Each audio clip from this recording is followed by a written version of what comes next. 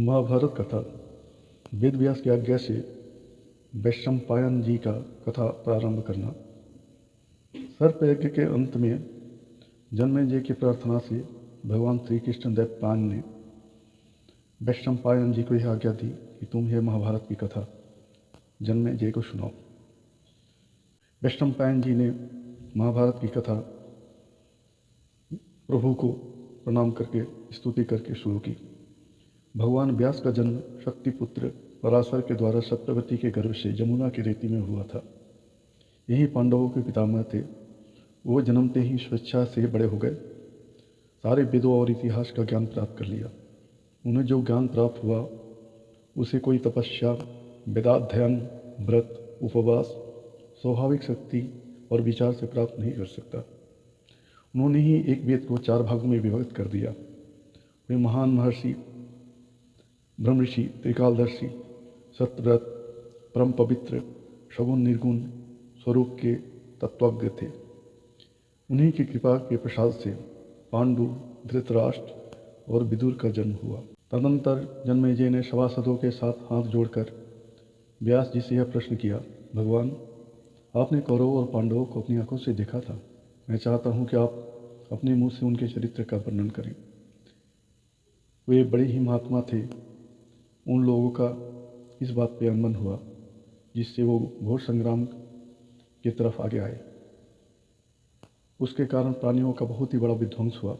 अवश्य ही दैववश उनका मन युद्ध की ओर झुक गया होगा।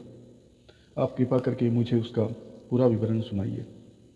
जन्मेजय की यह बात सुनकर भगवान वेदव्यास पास ही बैठे अपने शिष्य वैशंपायन से कहा, वैशंपायन, कौरव और पांडवों की जिस प्रकार फूट पड़ी थी यह सब मैं तुम्हें सुना चुका हूँ। अब वही बात तुम जन्मेजय को सुना दो। अपने पूज्य गुरुदेव की आज्ञा सुनकर भरी सभा में वैशंपायन जी ने कहना प्रारंभ किया, मैं संकल्प, विचार और समाधि के द्वारा गुरुदेव को नमस्कार करता हूँ और सभी ब्राह्मण और विद्वानों का सम्मान करके परम ज्ञानी भगवान व्यास का मत सुनाता हूँ। भगवान व्यास के द्वारा निर्मित यह इतिहास बड़ा ही पवित्र और विस्तृत है। उन्होंने पुण्यात्मा पांडवों की कथा 1 लाख श्लोकों में कही है। इसके वक्ता और श्रोता ब्रह्मलोक में जाकर देवताओं के समकक्ष हो जाते हैं। यह पवित्र और उत्तम पुराण वेद तुल्य है। सुनने जो कथाओं में सर्वोत्तम है। बड़े बड़े ऋषियों ने इसकी प्रशंसा की है। इस इतिहास ग्रंथ में अर्थ, काम की प्राप्ति, धर्मानुकाल उपाय बतलाए गए हैं। इससे मुख्य तत्वों में पहचानने वाली बुद्धि भी प्राप्त हो जाती है। इसके श्रवण कीर्तन से मनुष्य सारे पापों से छूट जाता है। इस इतिहास का नाम जय है। संसार पर परम विजय अर्थात कल्याण प्राप्त करने के इच्छुक इसका श्रवण करें। यह धर्मशास्त्र, अर्थशास्त्र और मोक्ष शास्त्र सब कुछ है। जो इसका श्रवण करते हैं उनके पुत्र, सेवक, स्वामी भक्त हो जाते हैं। जो इसके श्रवण करते हैं उनके वाचिक, मानसिक, शारीरिक पाप सभी नष्ट हो जाते हैं।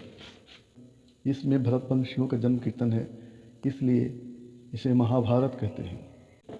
परशुराम जी ने 21 बार पृथ्वी को क्षत्रियों से संहार कर दिया था। यह काम करके वे महेंद्र पर्वत पर चले गए।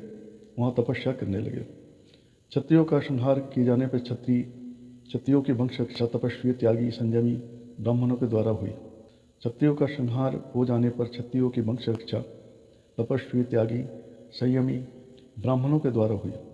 कुछ दिनों के बाद क्षत्रिय राज्य की पुनः स्थापना हो गई। क्षत्रिय धर्म पूर्वक प्रजा पालन करने से ब्राह्मण आदि वर्णाश्रम धर्मी सुखी हो गए। राजा लोग काम, क्रोध और उसके कारण होने वाले दोषों को छोड़कर धर्मानुसार शासन और पालन करने लगे। समय पर वर्षा होती, बचपन में कोई नहीं मरता। युवा स्थल पहले लोगों को स्त्री संस्कार का ज्ञान भी ना होता था। क्षत्रिय बड़े बड़े यज्ञ करके ब्राह्मणों को खूब दक्षिणा दिया और सांगोपांग त्रिकांड वेदाध्ययन करके उस समय धन लेकर शास्त्रों का अध्यापन कराया। जन्मेजय ने कहा, भगवान, मैं देवता, दानव, गंधर्व, अप्सरा, मनुष्य, यक्ष, राक्षस और समस्त प्राणियों की उत्पत्ति सुनना चाहता हूँ। आप कृपा करके उसका प्रारंभ से ही यथावत वर्णन कीजिए। वैशंपायन जी ने कहा, आदि उत्पत्ति और नाश की कथा सुनाता हूँ। ब्रह्मा जी के मानस पुत्र मरीचि, अत्रि, अंगीरा, पुलस्थ, पुलह और कटु थे। मरीचि के पुत्र कश्यप और कश्यप से ही सारी प्रजा की उत्पत्ति हुई। दक्ष प्रजापति के 13 कन्याओं से उनका विवाह हुआ।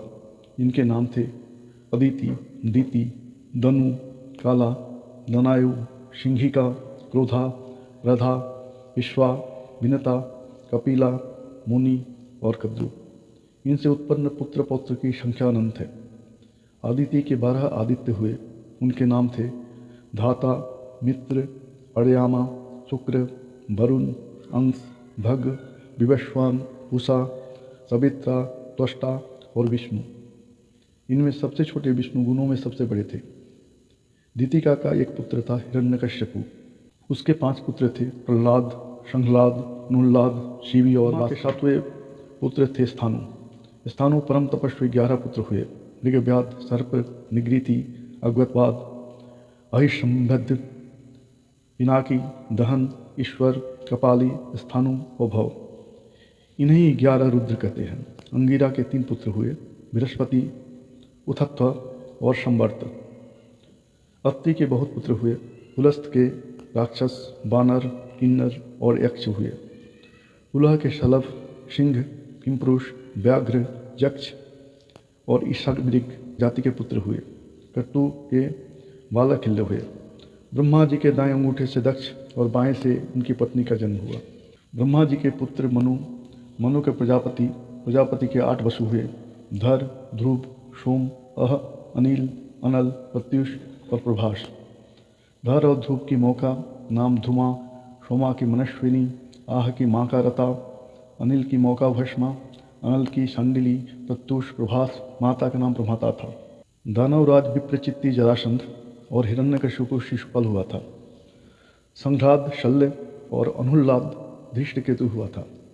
शिवी दैत्य धूम राजा के रूप में और बाष्कल भगदत्त हुआ था। काल ने भी दैत्य कंस के रूप में धारण कंस का रूप लेकर के जन्म लिया। भरद्वाज मुनि के यहाँ बृहस्पति जी के अंश से द्रोणाचार्य अवतीर्ण हुए। वे श्रेष्ठ धनुर्धर, उत्तम शास्त्रवेत्ता, परम तेजस्वी थे। उनके यहाँ महादेव, यम, काल और क्रोध के सम्मिलित अंश से भयंकर अश्वत्थामा का जन्म हुआ। वशिष्ठ ऋषि के श्राप और इंद्र की आज्ञा से 8 वसु राजऋषि शांतनु के द्वारा गंगा जी के गर्भ से उत्पन्न हुए।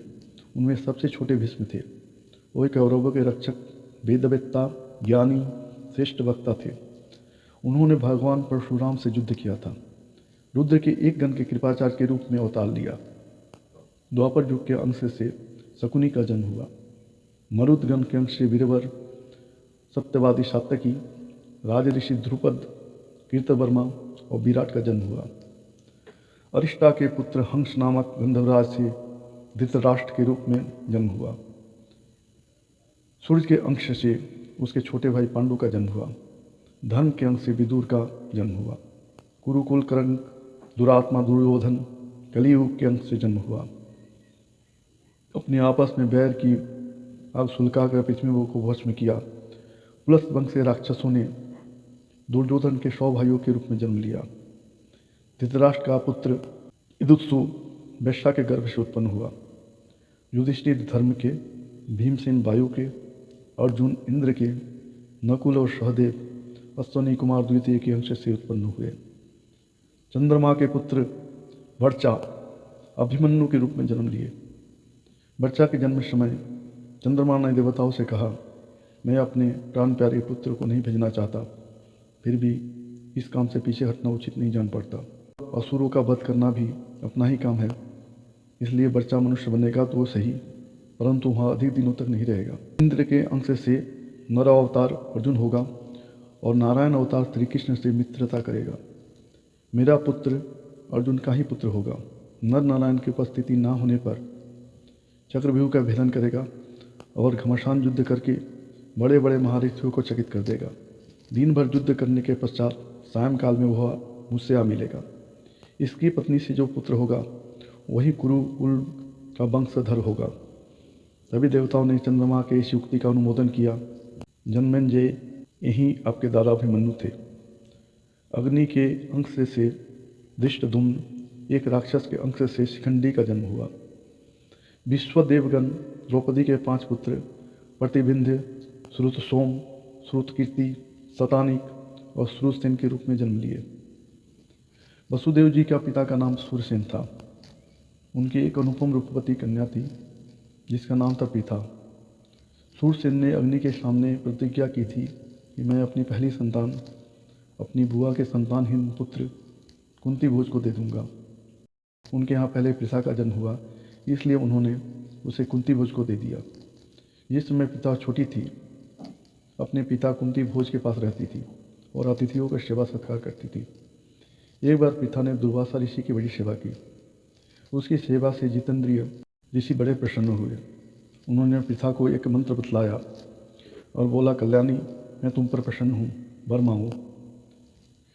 पृथा ने ऋषि दुर्वासा से कहा, हे ऋषिवर, आप भविष्य देख सकते हैं। मुझे भविष्य में जिस वर की आवश्यकता होगी वो वर मुझे कृपा दें।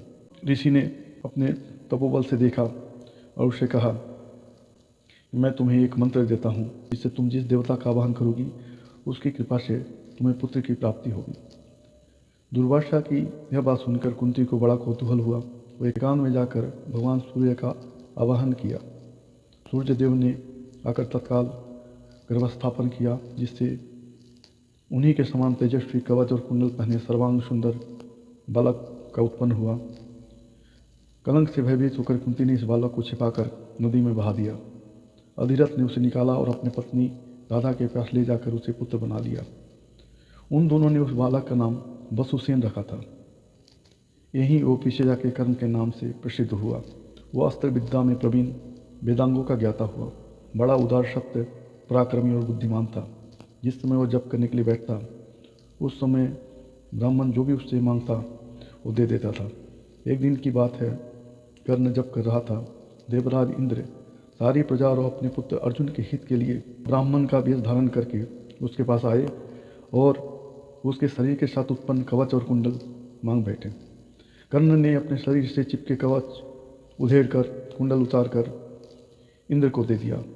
इंद्र ने प्रसन्न होकर उन्हें एक शक्ति दे दी और कहा, हे अजित, तुम यह शक्ति देवता, असुर, मनुष्य, गंधर्व, सर्प, राक्षस अथवा जिस किसी पर चलाओगे उसका तत्काल ही नाश हो जाएगा। तभी से वह वैकर्तन नाम से प्रसिद्ध हुए। वह श्रेष्ठ योद्धा, दुर्योधन का मंत्री, सखा और श्रेष्ठ महापुरुष और सूर्य के अंश से उत्पन्न हुए थे। देवादिदेव सनातन पुरुष नारायण भगवान के अंश से वासुदेव श्री कृष्ण अवतीर्ण हुए। महाबली बलदेव जी शेषनाग के अंश थे। सनत कुमार जी प्रद्युम्न हुए। यदुवंश में और बहुत से देवता मनुष्य के रूप में अवतीर्ण हुए। उनके आज्ञानुसार अप्सराओं के अंश से 16,000 स्त्रियाँ उत्पन्न हुई। राजा भीष्मक की पुत्री रुक्मिणी के रूप में लक्ष्मी जी और द्रुपद के यज्ञ कुंड से द्रौपदी के रूप में इंद्राणी उत्पन्न हुई। कुंती और माद्री के रूप में सिद्धि और धित्रिका का जन्म हुआ। वे पांडवों की माता हुई। मतिका का जन्म राजा सुबल की पुत्री गांधारी के रूप में हुआ। इस प्रकार देवता, असुर, गंधर्व, अप्सरा और राक्षस अपने अंश से मनुष्य के रूप में उत्पन्न हुए थे।